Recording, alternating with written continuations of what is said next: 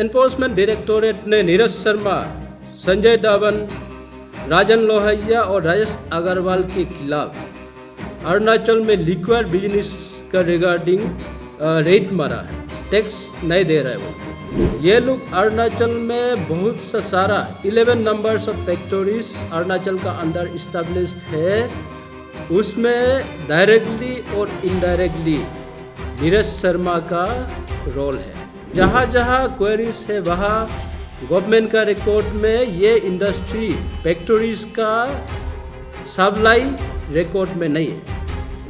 यहाँ का बड़ा बड़ा पॉलिटिशियन लोग का साथ में मिलके, इन्फ्लुएंस आदमी का साथ में मिलके अरुणाचल का भी टैक्स चोरी हो रहा है, प्लस ये काउंट्री का टैक्स चोरी कर रही है। बांदरदुआ का जो इंडस्ट्रियल स्टेट है उसमें पूरा का पूरा नॉन ट्राइबल है।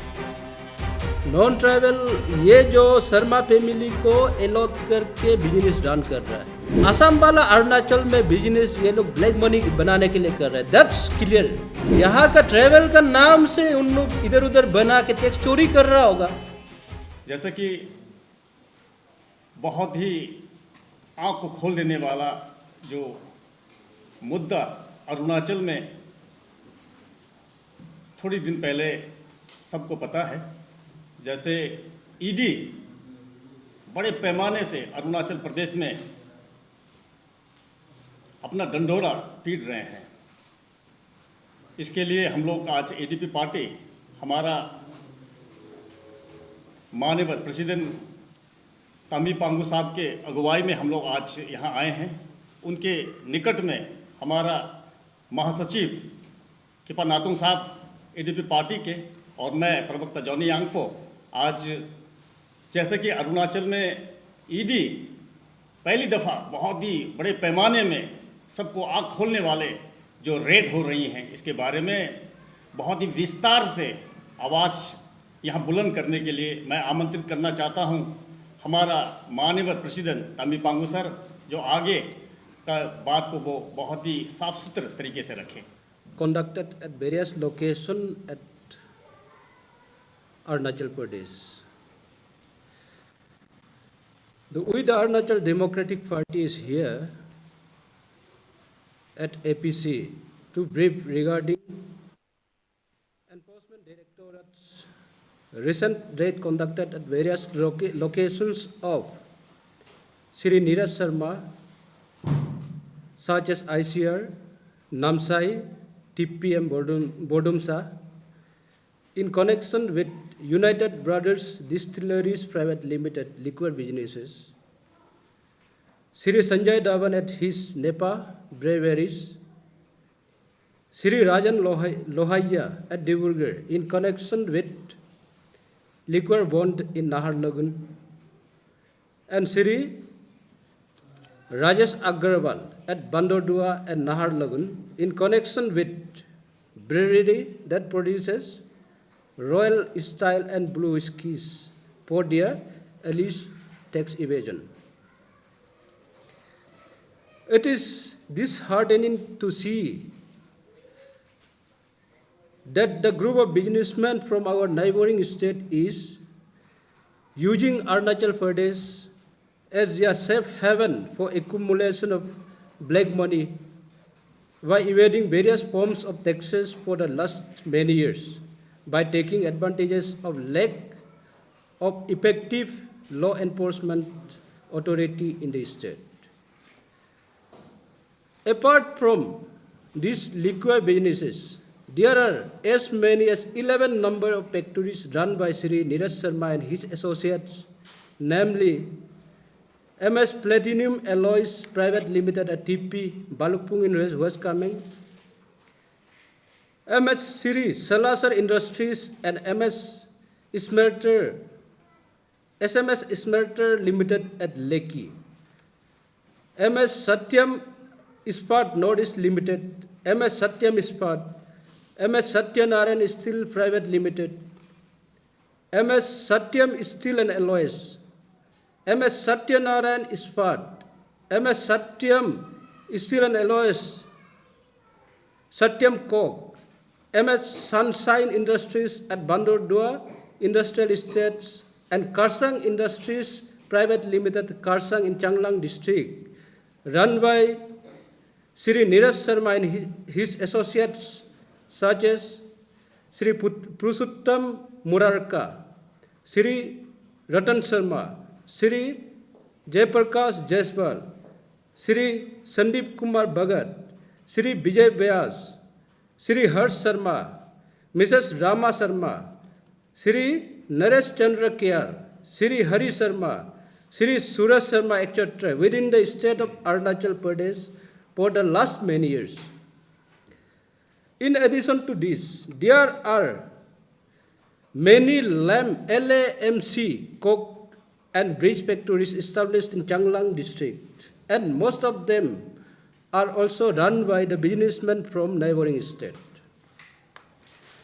That after the disclosure of their alleged tax evasion in connection with liquor businesses, a serious question of payment of taxes arises in the other factories directly run by them or their associates, and whether they are running the factories as per laid down rules.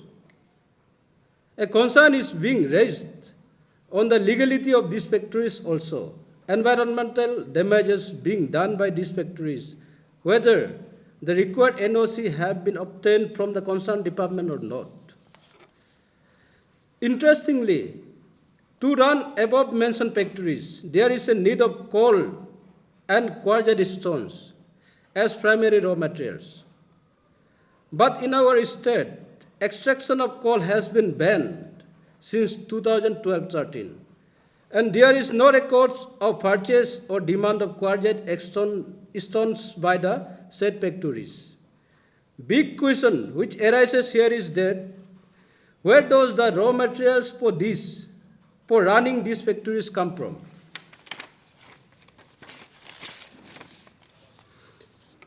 They are running these factories under the nose of government regulatory agencies in collusion with some of the politicians and influences people of the state, ignoring the potential environmental consequences and other polluted-related issues raised by the general public. Thus, amassing huge amount of money by fraudulent means, taking advantages of various loopholes in the system and the subsidies which are meant for encouraging the establishment of industrial factories which can benefit the residents of the state, which can ultimately boost the economy of the state. But in this particular case, all the proceeds and benefits are being enjoyed by these outsiders. We left with polluted environment only. In this regard, we the ADP had already submitted representation to the government to conduct an inquiry into this business run by them, but no action has been initiated till that. The Arunachal Democratic Party has an objective to protect the rights and privileges of the indigenous people of the state, as well as its natural resources, which includes mineral and forest resources, and we are committed to do so. Now, therefore, we urge the state government to recommend the central agencies like CBI, ED and income tax to inquire into corrupt practices with all the members associated with mentioned factories. इसमें 4 तारीख को ED ने enforcement directorate ने Neeraj Sharma, Sanjay down, राजन लोहिया और राजेश अग्रवाल के खिलाफ अरुणाचल में liquid business का रिगार्डिंग रेड मारा है। तो वो आपका टैक्स इवेजन में टैक्स नहीं दे रहा है बोल के, तो इसमें ये 4 लोग असम से है, ये लोग अरुणाचल में हर जगह लिक्विड बिजनेस फैलाया हुआ है। तो लिक्विड बिजनेस का अलावा ये लोग अरुणाचल में बहुत सा सारा 11 नंबर्स ऑफ फैक्ट्रीज अरुणाचल का अंदर इस्टेब्लिश्ड है, उसमें डायरेक्टली और इनडायरेक्टली नीरज शर्मा का रोल है। तो उसमें नीरज शर्मा का पूरा फैमिली है, साथ में इसमें नाम भी हम आप लोग को दिया है प्रेस रिलीज के लिए कि इसमें किस किस का नाम है। तो इसमें अब फैक्ट्रीज तो अरुणाचल का अंदर चला रहा है, लेकिन कौन सा नॉर्म्स फॉलो कर रहा है ये डायरेक्टोरेट ऑफ इंडस्ट्रीज भी हम लोग को डिटेल नहीं दिखा पा रहा है। और यहाँ में अब फैक्ट्रीज रन करने के लिए आपको प्राइमरी रॉ मटेरियल्स जो है कोयला एंड क्वार्जाइट स्टोन का ज़रूरत है। तो अरुणाचल में सिंस 2012 एंड 13 कोयला एक्सट्रैक्शन बंद करके रखा है। एंड देन आपका क्वार्जाइट स्टोन अरुणाचल में है, लेकिन जहाँ जहाँ क्वेरीज है वहाँ गवर्नमेंट का रिकॉर्ड में ये इंडस्ट्री फैक्ट्रीज का सप्लाई रिकॉर्ड में नहीं है। तो यहाँ में फैक्ट्रीज कॉन्टिन्यूसली रनिंग हो रहा है, तो उसका रॉ मटेरियल्स कहाँ से आ रहा है, ये हमारा सवाल है। एंड देन अभी अब लिक्विड बिजनेस का में टैक्स इवेजन का क्वेश्चन एराइज हो रहा है। तो हम लोग का एडीपी का मानना ये है कि ये जो फैक्ट्रीज 11 नौ सौ फैक्ट्रीज चला रहा है, इसका भी कोई हिसाब किताब किसी का पास नहीं है। तो ये कहीं ना कहीं अरुणाचल का यहाँ का बड़ा बड़ा पॉलिटिशियन लोग का साथ में मिलके, इन्फ्लुएंस आदमी का साथ में मिलके अरुणाचल का भी टैक्स चोरी हो रहा है, प्लस ये काउंट्री का टैक्स चोरी कर रहा है। ये हमारा मानना है अभी का ईडी रेट्स को देख के। तो इसलिए हम इसका रिगार्डिंग डायरेक्टोरेट ऑफ इंडस्ट्री में कंप्लेंट भी ऑलरेडी दे चुका है कि इसका ये जो फैक्ट्री से इसके खिलाफ इंक्वायरी बैठाना है और इसका लाइसेंस कैंसिल करो बोल के, लेकिन आज तक उसका क्वेश्चन नहीं है।